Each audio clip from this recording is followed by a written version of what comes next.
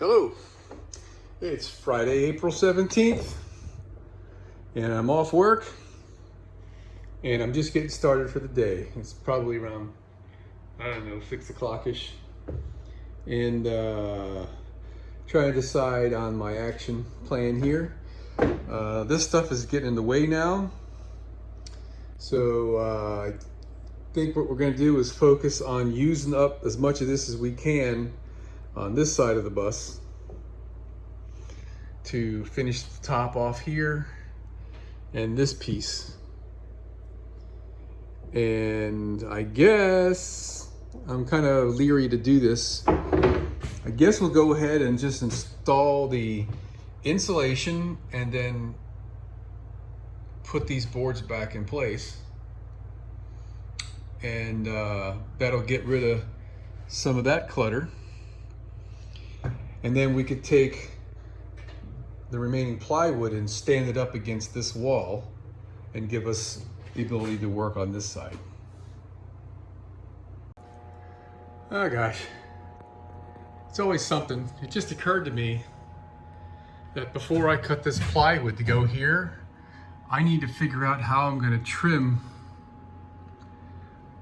this piece, the area above the window, and this cover before I go any further, because I'm gonna have to put a piece of solid wood here for the plywood to come up and meet. I'm pretty certain. I think I'm onto something here.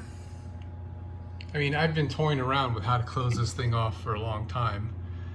Whatever I put on here, I want to make sure it's removable for maintenance. So I clamped this piece of wood here to simulate installing a piece from the back all the way to the front, and have cutouts in it to go around this hardware. All right, at least that's what I'm thinking right now, because it would cover that. A piece of 3/4 inch will cover that mess up, and all we're left with is the little air gap right there. Oopsie, sorry. See there? So if I put this on there, I mean, I could even notch out this 1/16 of an inch so it's flat, right? So all I need is a 1 by, I don't know, 3, the length, and I could close off, not close this off, but close off. This is mainly what we got to do. This is part of the trim for the window, right? We have to be able to close off this opening where the window is. So I cut a piece. I should have got a wider piece. Well, I started out with 3/4 inch pieces of scrap, 3/4 inch, to put over here to be my cover, and it's bigger than what's in there, which is, I mean, that's, you know, that's all right, right?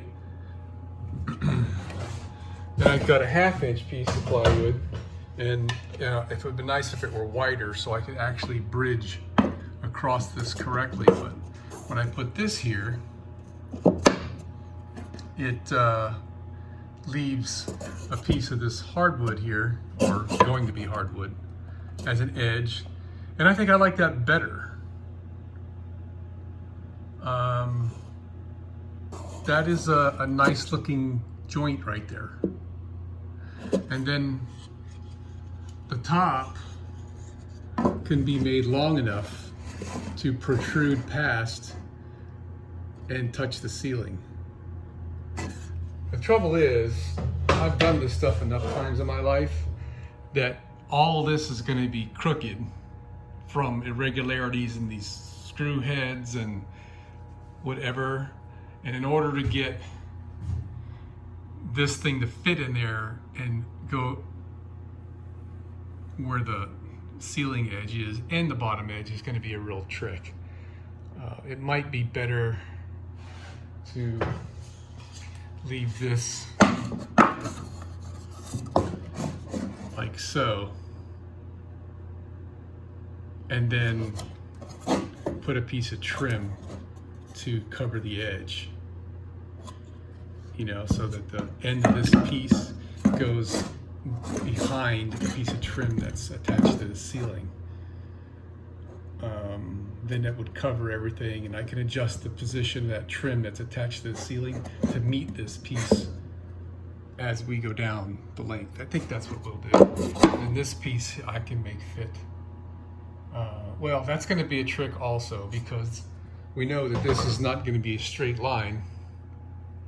So this joint that we make here is probably going to have to be scribed in.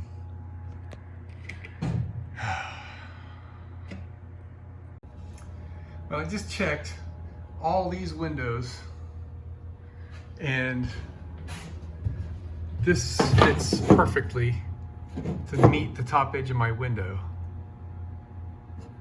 I mean, that's just, it doesn't get any better than that. Almost like I planned it. This one here is, I mean, the wood will actually go beyond, but that's close enough that a caulking bead would seal. Look what we got here. It's just some irregularities in the build of the bus. I guess what it is, it's where they attach this drip rail. This is the drip rail. It's kind of shaped like a half of a pipe. It's different heights. So here I've got about 3/16 of a gap, which is too big to put a caulking bead, and it's the same on these. So this is going to take an extra piece of something in the corner there. A little piece of, I don't know, quarter round molding or something. I don't know. The thing about it is, it just kind of sucks that this side is going to look different than the whole rest of the bus. I mean, you won't be able to see the back windows from up here. And when you're in the bedroom, it'll look the same. I mean, they're within like a, I don't know, 1/16 or an 1/8 of an inch. But this side here,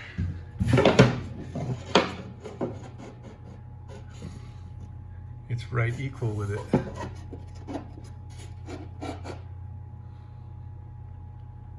So if I put a piece of molding that's, you know, 1/4 of an inch thick, it would be bigger than that piece. But I kind of need, what do I need here? 3/16. If I let this come down, I guess that's what I could do. I could put the molding behind this piece of wood so this goes up against it. And then, well, you're still gonna see it though. All right, so here's what we're gonna do. I'm just doing it, and however it turns out is how it's gonna turn out. I'm gonna get a piece of 1x material. I'm not gonna get hardwood because I'm gonna paint it anyway, right? Jesus. The wifey wanted the trim to be stained or polyurethaned. Crap, let me think about that. But if we get a piece of wood 2 inches wide, it's long enough to reach the edge of the window and come out to the end where I need it. And we're gonna screw that in there, and we're gonna notch out for these things, and we're gonna notch out for these things here, and that screw nut bolt head there. And we're gonna run a piece of wood all the way down the length, which now I'm thinking, I was thinking I could just use some spacer blocks like this and run my plywood up to meet it. But then I won't be able to squeeze this in there. So this piece has got to go on first. And another thing, this top edge of the plywood is not going to be supported by anything. This is going to be the area of my shower. This will be the area between the shower and the bed. So this will be visible here. And this will be susceptible to leaning on. Well, you know what? This is This is also another reason why it was a good idea to use this 3/4 inch plywood. This is so stiff, I don't need a support at the middle. I was getting ready to say, when I made these metal angle pieces, I made enough to put an extra one in here in the middle to come down to attach the plywood to. But now that I'm thinking about it, I don't need, wherever there's no seam anyway, this is rigid enough, even with the seam here, it's pretty rigid.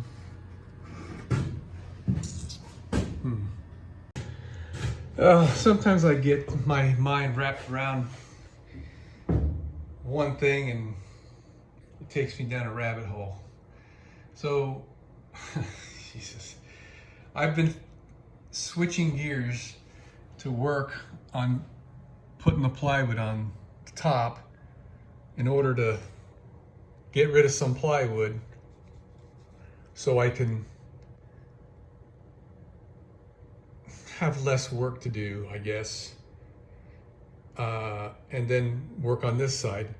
I don't know why it didn't occur to me to just move the frickin' plywood over and I don't have a problem. I have a lot of work to do to cut out around these windows, get this 1.5 pieces of plywood in here and that half a piece of plywood up there, or a third of a piece of plywood in there, and get all this stuff to fit.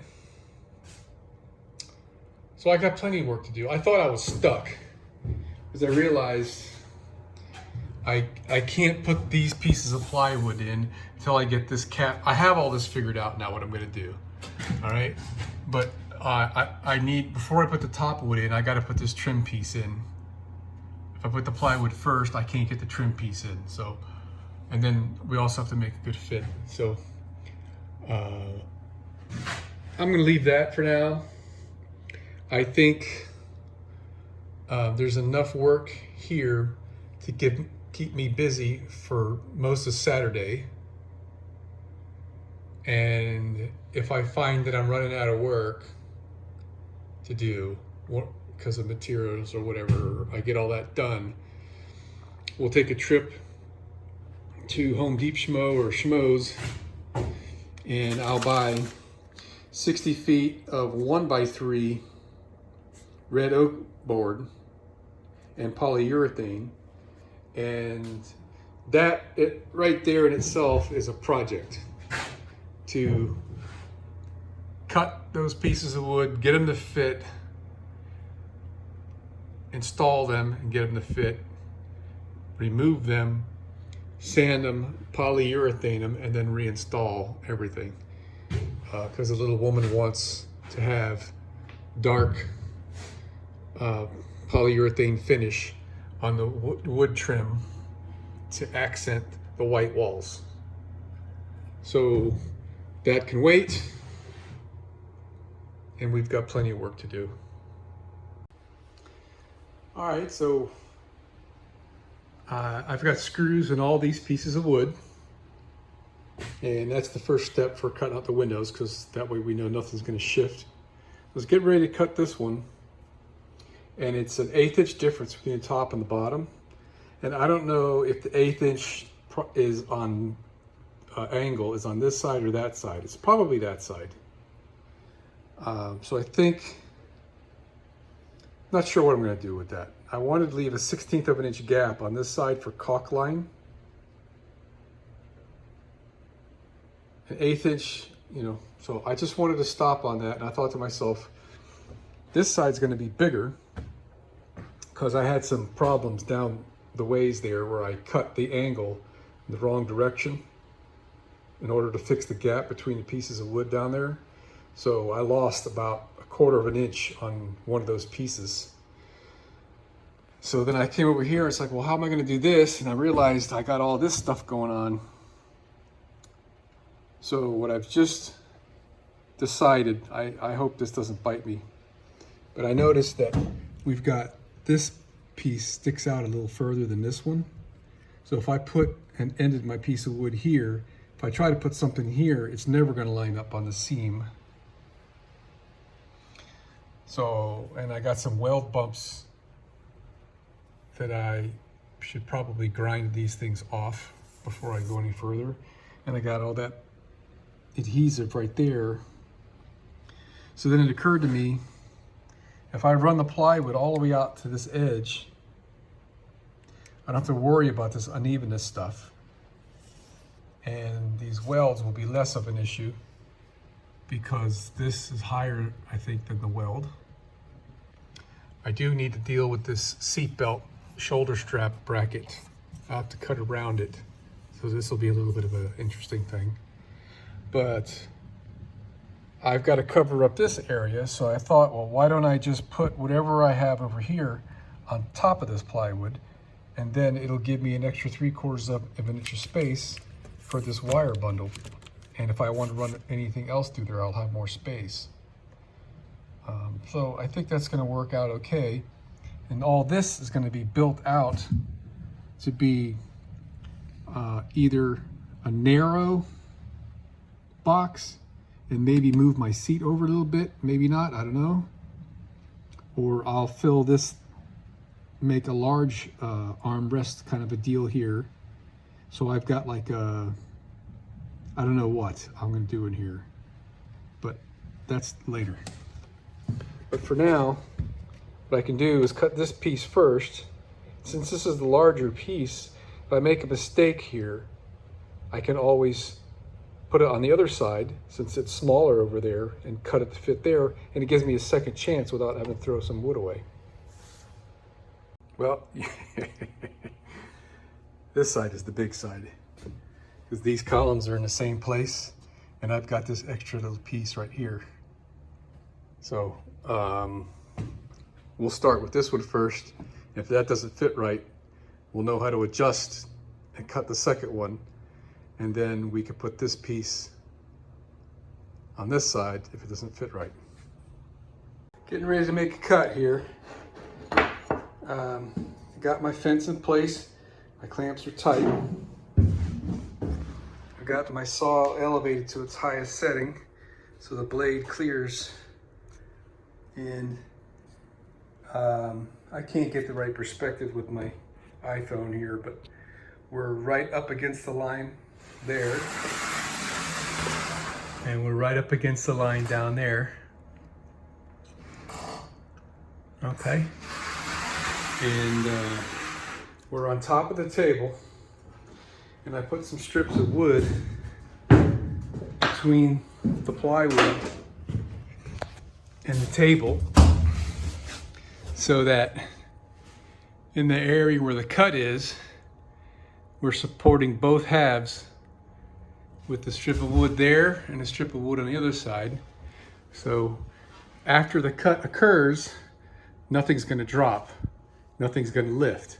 Most of this piece is on top of the table and it's just going to stay where it is. And that piece is supported by that guy, and it also has a piece of 3/4 inch wood just to make it even. So that piece will be supported by 3 points. I think I'll shift that thing over to the right just a little bit. And we're going to make this cut and it should be perfect. And one last thing, we're going to set the saw depth to be just a little bit thicker, deeper than the thickness of that wood. So we're going to put a scratch on those 2 pieces of wood that are underneath it, but not go deep enough to cut my table. How about that? Let's go see if it fits. I'll take it. That's actually dirt right there. Not, I mean, that's like brick and perfect. See what happened over here on this side. So we ended up with an 1/8 at the top. Some bricking how. Oh, I know why. Because that's the joint that was crooked and this piece is leaning, I think. I don't know. It's good enough. This is it. And you know what's really neat right now? It's just raining like hell outside and it's hot and muggy. Or it was hot out there. And I'm inside here and it's completely dry and air conditioned. I tell you what, this is the life. I got a little bit of an unevenness thing. I need to figure out what I'm doing here. So this is in about, I don't know, a little more than a 1/16. And then I got about a 1/16 inch of goo here buildup from the original skin that was on there. But when I put this piece of wood there, this is just a little test piece. You see, I'm like a 1/4 of an inch away from that. So I either just live with it, I guess, or I can trim out. See if I come up here, I'm like even with the goo. So if I leave the goo on there, I think I'll leave this for tomorrow for a fresh perspective. It's probably about 8:30, 9 o'clock at night. I'm getting kind of tired. I don't want to make any mistakes. I mean, I could just put the wood on there and forget about it. You know, put a screw down here, put screws anywhere I want on this bottom lip, and then, you know, just don't put a screw in over here. Or you put a screw in over there, it won't matter, because I'm not going to be able to bend 3/4 inch plywood like that. But let me leave this for tomorrow and see if that makes a big difference in the straightness of this wall. Because we're going to be building stuff on this wall here, you know.